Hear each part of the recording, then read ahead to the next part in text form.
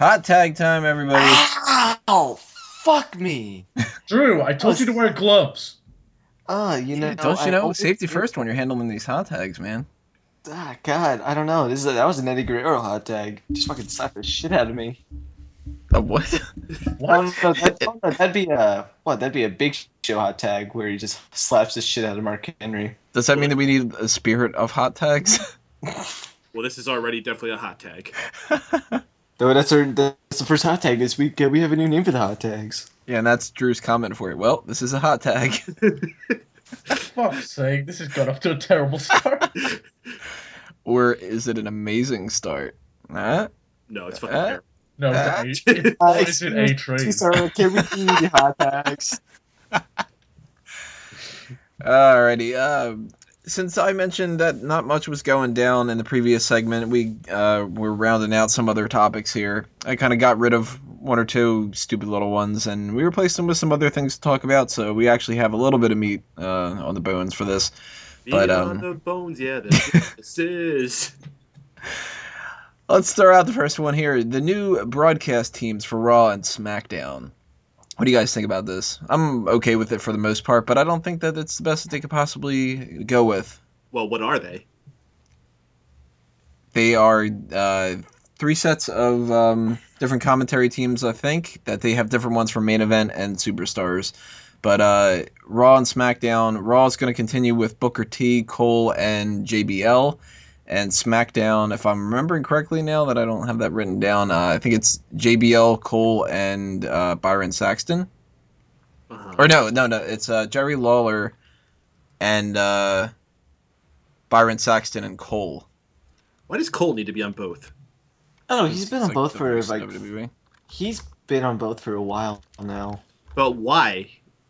Because Like, what makes Michael Cole so fucking good? I don't know. Because when JBL says his name, it comes out Maggle. But JBL isn't there to say Maggle on fucking SmackDown. Maybe they could just like have a soundboard like you do, and Why not? They use that to pipe in all the crowd cheers. No, maybe Byron says something like remotely like that, so that's why they're bringing him. No, on. he's the on-air, well-spoken black guy. Oh, so he's the Booker T. No, because Booker T's No, not Booker T can't well-spoken. Oh my goodness. Oh, this is fine. Any shaking up is good. We've been complaining for weeks about Jerry Lawler, so at least now he's over on SmackDown where I don't have to watch him. He is going to do the pay-per-views, though. The pay-per-views. Fuck. Yeah, the pay-per-views are going to be Cole, JBL, and Lawler. Well, at least we're going to Royal Rumble, and we'll be there in the audience where we don't have to hear the fucking announcers. Yeah. You know what's funny, though? You guys should all be thanking me, because I actually had a conversation with Johnny going back about 4 months where I went, God, I wish Jerry Lawler would just get fucking diverticulitis. Got diverticulitis. You did not. Yeah, I did. No, you didn't. I wish you would be surprised. Ever since Brock Lesnar got diverticulitis, I wish it upon everybody, and it worked. Well then, I'll drag John in here and have her tell you. I'm actually. I don't know if I like the new commentary teams too much. I really am not a fan of JBL and Michael anymore. Really? I don't. Well, I don't know if I'm a fan of face and heel commentators, because especially JBL, because he goes back and forth, especially when it comes to that one group. I don't know if you heard about the Ascension. Yeah, apparently he doesn't like anyone who brings up Hawk. Apparently he's like Lance Storm. That's that tag team that's kind of like the Road Warriors, but better. Yeah, but Actually, the Ascension is considerably better in the ring.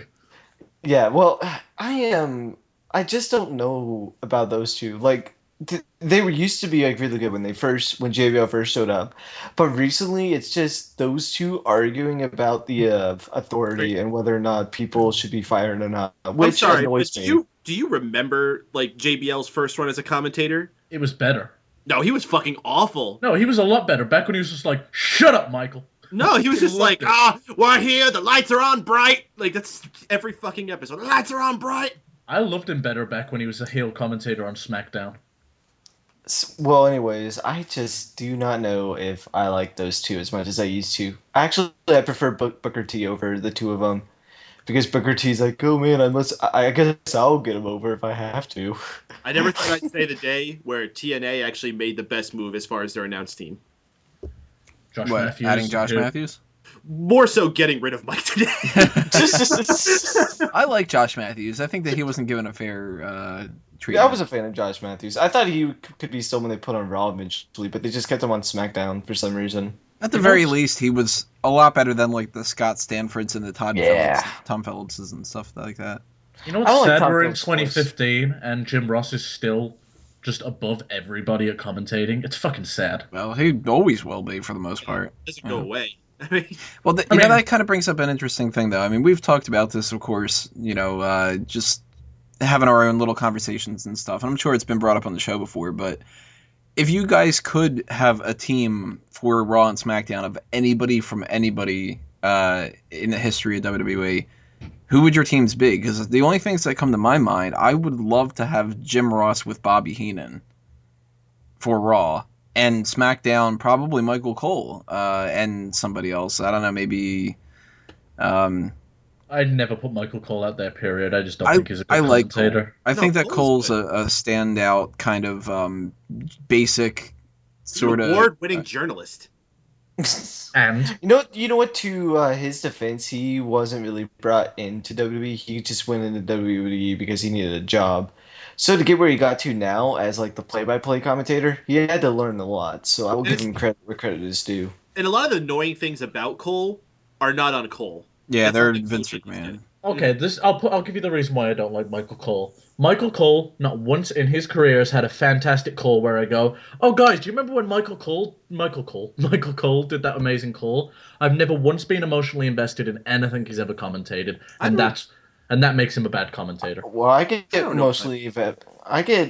emotionally involved in matches rather than the commentators. So The commentators are meant to elevate a good match by 20. Yeah, but most with the commentators they have nowadays, I usually just tune them out and I just focus. And that's solely a problem. on the match. Give credit where it's due. Not a problem. It's like being there live. If you're there live, you can't hear the commentators. So why does it matter? I will tell you why Cole is excellent and why he's good. Where Cole really has excelled is in the toughest moments. One part that especially sticks out to me is the night Lawler had that heart attack. Yeah, that was how much he carried it and like how much he was doing those updates on the screen. Like that's some serious shit. For him to pull that off, not just me, I think he gained a lot of people's respect that night. Another thing that he's really fucking awesome at, pronouncing WWE. That dude could do it better than anybody other than maybe Mean Gene. And he just kind of, I can't fucking do it. Like, I have to struggle to say WWE, and he's just like, WWE. Like, he spits it out like he's one of those speed talkers or something. It's fucking awesome. Don't get me wrong, Michael Cole's hidden above, like, all of fucking Todd Grisham's, Josh Matthews, and anyone else that we had like that. But when you're talking about the elite of the elite play-by-play, he cannot get me emotionally invested, and if he can't do that, then he's not doing his job right. What would your two teams be then, Wago? I don't know if I can come up with two teams. Obviously, the greatest announcer of all time is going to be Jim Ross. It's plain as day. And honestly, back when Jerry Lawler was on his A game, he was a fantastic heel commentator, and that duo is always going to be the duo for me. The only other color commentator that I liked with JR was Paul Heyman. I thought he was fucking fantastic. Yeah, I like Heyman. And he doesn't actually get enough credit for his role in that. Is it bad if I thought Jonathan Coleman was good? I like the coach. Oh, Coach. Jonathan Coleman? That's his whole name. Sorry, he's on ESPN now. And no, he was never called Coleman. He was called Coachman. Hence why he's called the Coach. I'm white. I don't know. I knew what you meant. I was going to let it slide, but I wasn't going to let that slide. Don't fucking watch Sports Center. We don't know this shit. So I guess that's his new name for the list then. The Cole. Jonathan Coleman. It's the Cole. And Michael Coach. Guys, it's cool. Would Coach be on your team for your best of the two kind of thing, Drew? He's one I'd put on there. I like Josh Matthews. Jim Ross is Jim Ross, like you said. You know, remember that one time Kane lit him on fire? I think Kane had a shot with that. If I had to really... You want to know who was actually good at commentating? And I think if he didn't, like, sever his ties with WWE, he could have been a commentator someday. CM Punk?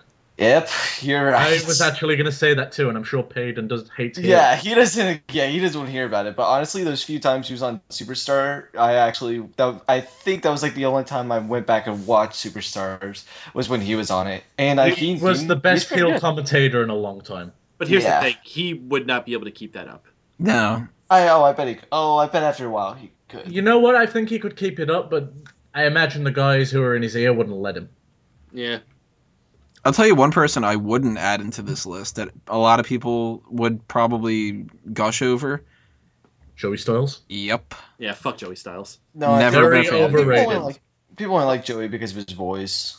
I'll give him credit. That's the worst part about him. I'll give him credit where it's due. He called pay-per-views entirely on his own. Yeah, that's tough. That's tough. I'll give him credit for that. But he's not a fantastic announcer. Mm-mm. And I hate the whole "oh my god" thing. Oh my god! It was more the Cole thing if you liked the ECW cult. Oh, but guys, he was able to call matches all by himself. Even JR needed help. That's why he's the best. Fucking A. A guy ranted by himself for fucking an hour. It's not a big deal. Anybody can do that. And if you like ranting for an hour, check out Wago Rants. Even though they're only half an hour. Sometimes Half 15 the minutes. suffering. What would your teams be, Peyton? I like JR, and I think he's a fine guy to have there for now. I would have him as the main voice of the team for now. On color. Oh, do not say Renee Young. On color, I would have another very good friend of Jim Ross, someone else who has been making some names for himself as a radio type voice, and that is Stone Cold Steve Austin. I would love hearing his insights throughout all the matches are going on. He's a guy who knows how to put people over. If you listen to his podcast, my God, he does more in each one of those episodes to put over some of the young talent than fucking those announcers do through a whole 3-hour episode of fucking Raw. Here's the thing, though. I could imagine him going, "Oh, this is some great professional wrestling, right, Vince?" Well, Vince? shit, isn't that what fucking isn't that just what CM Punk would do? Yeah. Yeah, but Punk would be more of a dick about it. More self-serving. Oh man, imagine Stone Cold and Vince as a commentary team. Oh, that'd be fun. Oh man, that'd be amazing. But yeah, and then as far as like a fresh up and comer to throw at the team to continue it moving forward, I can't believe I'm going to say this, but I would put Corey Graves there. I knew you were about to say that. I haven't watched NXT for a couple weeks, so has he been doing good down there? He's okay. He's new. I think he's gonna settle into this role very well, though. I think he's got a lot of potential. You know what I hate? I think his issue is especially. I think it's his look because he has all those tattoos on him. I think that might hold him weird back. hair. He's got to do something different with his hair, and even though he's a commentator, they still show him a lot, and I feel like that will turn some people away. Like, oh, this guy's calling the matches. What the fuck does he know? Well, JR has Bell's palsy, so yeah, I don't think and Vince didn't want that on TV either. The biggest issue that Corey Graves has going for him now is he hasn't found who he is yet. No. I find when new commentators step up to the plate, this is my impression of another commentator. Well, he's also still bringing a lot of his wrestling persona into it as well, and I think he needs to distance himself from that. I think he needs to be like Jason Alberts, just completely drop the act and be you. How about he just randomly puts his finisher on the other commentators, tells them to stay down, and walks off? Actually, I did like Jason Alberts as a commentator. I think he wasn't too bad at it. I've always thought A-Train's better. Yeah, he's actually not bad either. He's not someone I would groom as a future person, but as an extra hand to have on the team, shit, he's a lot better than a lot of these other jabronis they have around. No, I don't think he's as good on commentary as he is good on like a panel. Yeah. I think he could be someone you could put on SmackDown and like try to groom up and comers. I think that could be something. He's or you could put him on main to have in NXT. Yeah, he's good NXT. Yeah. Like not just as a commentator, but he's a guy who could like be there to talk to the talents, and he's one of those few people that are still around today that have wrestled all over the world. So he has that knowledge. He can say, "This is how you do a comedy character. This is how you do a legit character." He's done everything. Mm-hmm. Yeah, this is how you beat Tensai. This is how you beat Japanese when you're not Japanese. This is how you single-handedly take down Tout. To be fair, though, Remember how hard he they did take downtown? remember how hard they pushed that character at first, man, with those video packages. And he Beat comes out with these Cena. long entries. They had him beat Cena clean, like Jesus. Yeah, that was ridiculous. I was okay with beating Cena because it was funny. Let's move on to Jeez. another hot tag here. We've got WWE is going to be working out a deal with the Tap Out brand. Yeah, I'm not too familiar with Tap Out. I've heard of them, but I'm not really familiar with the merchandise itself. Are they just basically like t-shirts and shit? So Charles Lewis Mask, who was behind the entire brand, pretty much promoted MMA through his brand Tap Out, which garnered a lot of attention for UFC and got them on the map, and also got his own brand on the map. So it was kind of working hand in hand, and it's always been associated as a UFC brand. So they're trying to get out of that bubble and try and venture into new things, and pro wrestling's probably the most logical choice for them. What's the matter? What? UFC not giving them the kind of money it used to? Probably because they've just signed a deal with Reebok.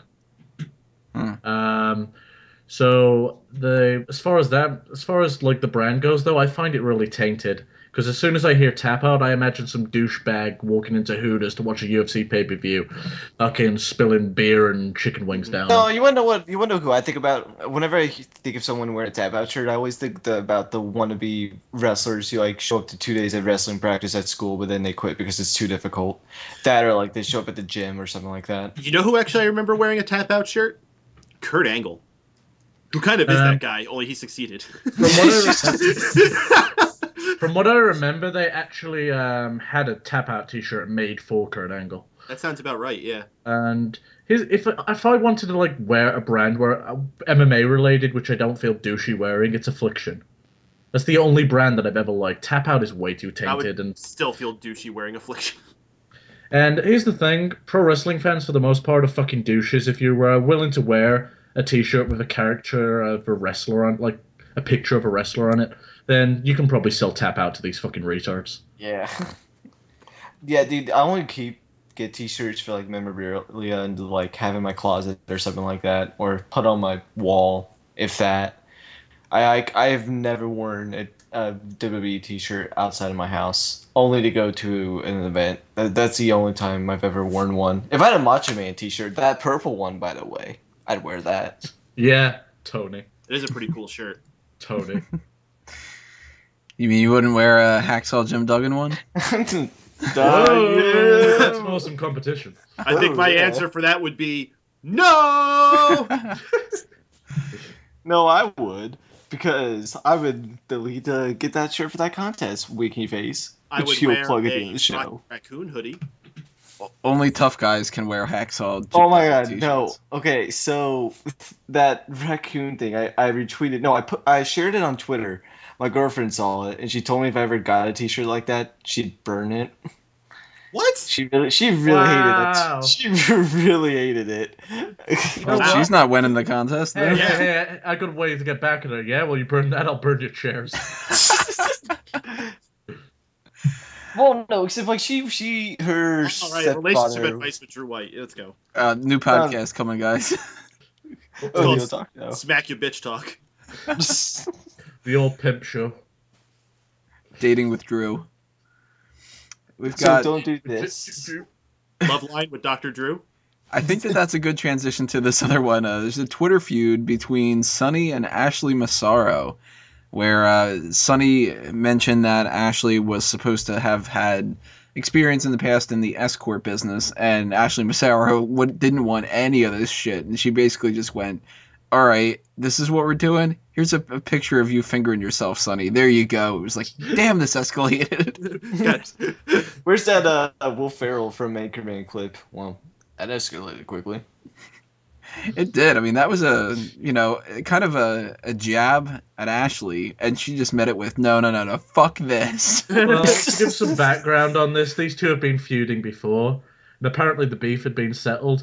And then Sonny woke up one day and was like, I got a Twitter question. You know what? Fuck Ashley. So I would. Yeah, I fucking wouldn't. I wouldn't touch Sonny though after that picture. Oof. Ugh. So yeah, Ashley decided to put a stop to it, and I think she did a pretty good job of doing it. Remember that time that Sonny let people pay to take photos of them in bed with her? Oh, yeah, it was like $75, and these like poor saps are doing it. Yeah, that's the same bed. Man, how far Sunny has like fallen. She looked so good when she went into the Hall of Fame too. Yeah, it was amazing what some makeup can do. I guess you could say she had a sunny disposition. That wasn't that good. Yeah, I felt like making a lame joke. But man, this girl was literally the most popular woman on the internet at one point. Yeah. And not like in a porno sense. Like she legitimately was just like this fox that people loved seeing everywhere on TV and calendars, magazines, anywhere that they could see her. And what she's fallen into, and like she had her problems then too. I mean, if you read anything into the life of Sunny, like this woman had drug problems and eating disorders and all these fucking things. So I mean, it's honestly a surprise that she isn't almost in worse condition. Like she could be way worse off. We haven't heard like Scott Hall level problems yet, but like this is some catty bullshit. Yep. Drew, what's the advice from you? How should these two hash it out? With hashtags. With hash Well- coins. Ooh. Hash browns. Well, if you guys would shut the fuck up so I can answer this question, I'd give you an Well, answer. maybe if you fucking just answered it straight away instead of and and, we wouldn't talk about hash coins. Well, you kind of put me on the spot. I mean, I'm like, so what to do? I'm like, I don't know if I can do this right now. Give me a week, okay? All right, Drew, you are now on the line with Sunny and Ashley. You have Well then.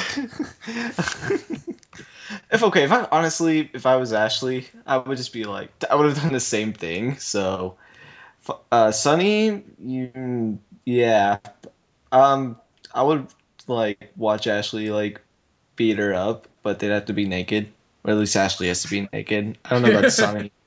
This So- doesn't sound as much like advice as much as it sounds like something that you're just fantasizing about. Well, since Sean isn't advice. here, I'll fill in the role. I'll lick that Oh. chicken. You No, know I'm what just kidding. saying? Okay. But in all seriousness, my advice would be to don't fight. Go to like a Starbucks or something. I heard white girls like that. And talk about your feelings. Ask each other why you're having these issues. I bet if they did that, they would figure out why they have these issues. And I guarantee you, they would be fine, and their Twitter beef would be gone until Sunny wakes up one day and goes, you know what? Yeah, fuck Ashley. And our last hot tag, the IZOD Center shutting down. Where's SummerSlam going to be then? That kind of throws a wrench in our plans of going, I guess. It seems like majority of the events that are left on the calendar past the closure date, which I think is March 31st, are going to mostly be moved to the Prudential Center.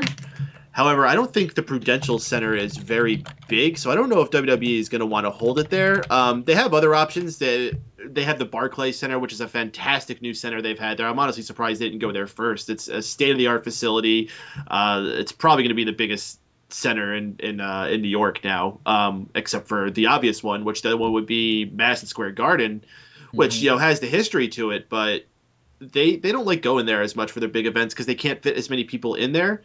And they can't make as much money then, which the same problem with the Prudential Center. I mean, if you're going to go with the Prudential Center, you might as well go at Madison Square Garden.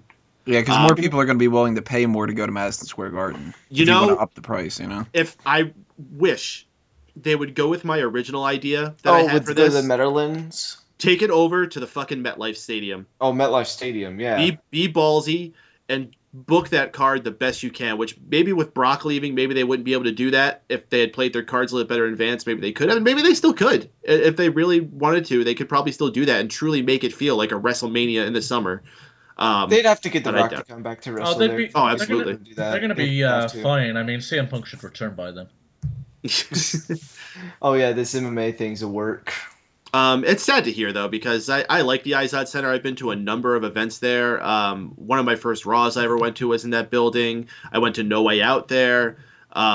That's where Fandangoing was invented. That's where Dolph Ziggler cashed in the Money in the Bank title that night to that absolutely insane, possibly the greatest Monday night crowd of all time is credited for being in that building that night after WrestleMania 29.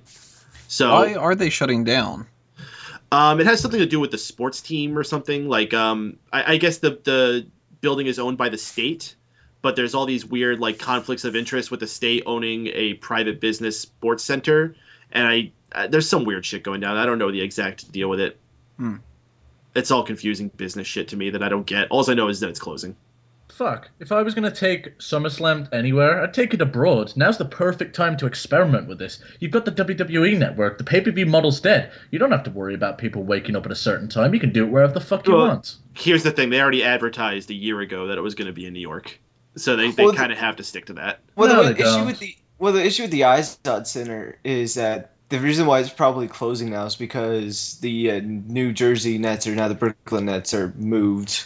Yeah, they went to Places. Barclays. Just like Yeah, Okay. they went to Barclays. Well, fine. So- If they have to stay in New York this year, do it next year. I mean, Yeah, they no, made a- next year is fine. I'm just saying they made a commitment to us here in New York. I'd love to see Yeah. them take that event abroad and have different countries bid for it, let alone fucking cities. I don't know. Like, They've go back- moved go back to places Brazil. before, haven't they? Go back to Brazil and let fucking Jericho disgrace another flag or some shit. It'd be awesome. No, but no, they've completely moved places before because of stuff. Wasn't that where the Slammies was a couple of years ago? It was somewhere else, but they moved it to Seattle at like not the last possible moment, a few months in advance. Well, I yeah, thought. there was also that one time where they had Raw booked in, I think it was in Colorado, but then the basketball team like made it to the postseason, so they needed the stadium and kicked them out. And I think they rebooked the show in like Texas or California or something like that. Yeah, so I mean they've done stuff like that before, I know, But that's you know, different. That's just Raw. Like I said, this is Yeah. a SummerSlam that they advertised 1 year ago. Right. So I'm thinking they still have big plans for this SummerSlam. I'm thinking that if they did that, they had to have known they had something planned for this date next year. If anything, they might end up boosting this up more because they have less of an opportunity to sell tickets. They might go, well, shit, now we really need to make up for it and have like a quick sell. So let's pack the card and make sure that people, jump on board. Hey, Tony. Do you do you know how you talked about sometimes you do an episode where we hit them with wrestling? How about that?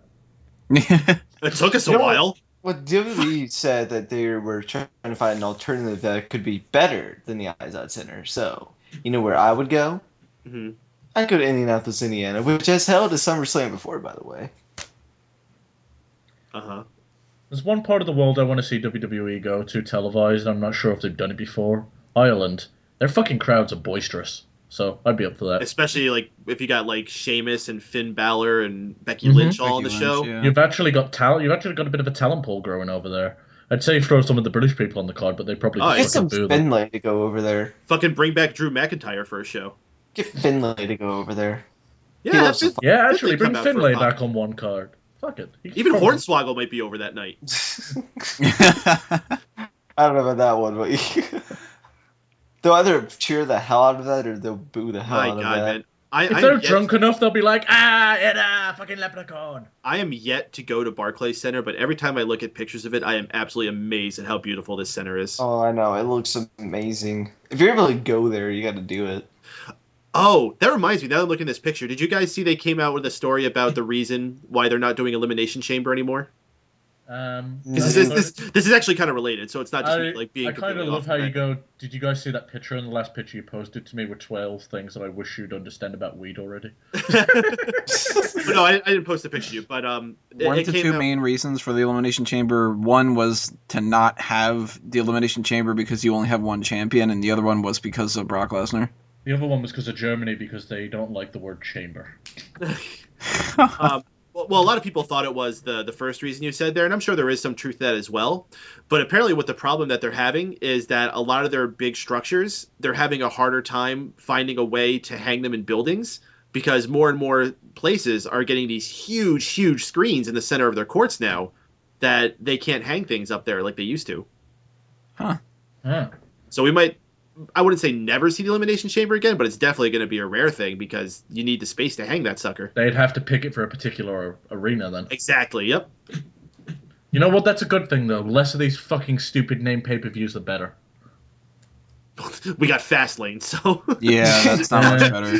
Okay, they've got a fucking... We've had this conversation. There's I'm plenty looking of forward better to the names. Fastlane match. That Fastlane match is going to be really good this year. Maybe they'll just, make the John Cena match shorter so we don't have to suffer through it. Yeah, that's why it's going to be called the Fastlane match. All right, It's welcome short. to Fastlane, everybody, and we'll see you at WrestleMania. Yes, you can just fast forward through this entire pay-per-view, everybody. That's what this means. Hope you at the network, because if you paid $60 for this, that You're sucks. a dickhead. I love how it took them until like 2 days ago or whatever before they finally came up with a logo. And it's not posted like anywhere. It's just like the little tiny icon on WWE.com, and that's it. Oh, I thought they had that like really plain ass logo. I didn't know they made it like an actual one. Let me see what they got here. What do they have? That fucking time, that one looked terrible. Yeah. It was fucking generic as fuck. What? This isn't any better. Oh, there it is. Okay, that is better. Yeah, it's definitely better. I had to remake the other one because they didn't have anything that wasn't just the background with that teal thing and stuff. Yeah. Oh, oh my god! I realized why they called it Fastlane. Huh? They had an app called John Cena's Fastlane, and I guarantee you that's why they did it. Yeah, they probably just owned the name, and they figured they didn't want to spend any more money to trademark another thing. I'm not gonna lie, I actually like the logo because you can't quite the logo's tell where pretty it's all cool. small. The top line of the F that stretches across it is like a lightning bolt. That's pretty sweet. I like it. I hate that title though. Yeah, that is what it is. Maybe it'll only Tony, be a thing. it's time for you to jump in the fast lane. Matter of fact, I wish they would do that. I wish they would go back to just having like unique pay-per-views every year. Like other than your big ones, you have your SummerSlams, your WrestleMania, your Rumble, Survivor Series, but each one is like a special name because of what story is going into it or whatever it is. In your house. In your house is actually what I was about to bring up. In your apartment. But even like, they had stuff besides that too, or at least like surnames to pay-per-views. Like they had Starrcade, Chi-Town Rumble, Starrcade, Flair for the Gold. Made it sound that much more impressive. You mean like the takeovers? You mean like the takeovers? Yeah, exactly. If they actually built these matches up and like stopped throwing them away on television, you could build the pay-per-view name around the fucking main event like UFC does, like UFC, like it'd be WWE Cena versus Lesnar, but they fucking give the pay-per-view matches away on TV so often you can't never do it.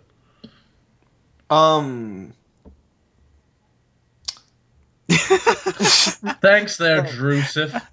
No, I was just mainly. Back to you, Tony. I was on WWE, and never mind. I forgot. Nope, just Back to you, Tony. forget. Yeah, I forgot I said anything. I was gonna mention something, but fuck it, never mind. Well, what was it?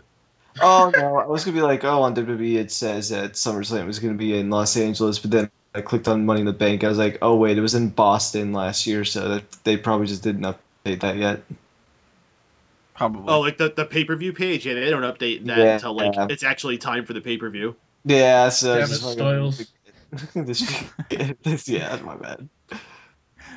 All right, guys, that's the hot tag segment for this episode. Stay tuned. We're going to come back after the rest hold and start talking about all the main events that we've got and the Fantasy League trades and updates. So click on that next video or just keep listening if you're on iTunes and Stitcher. Nah.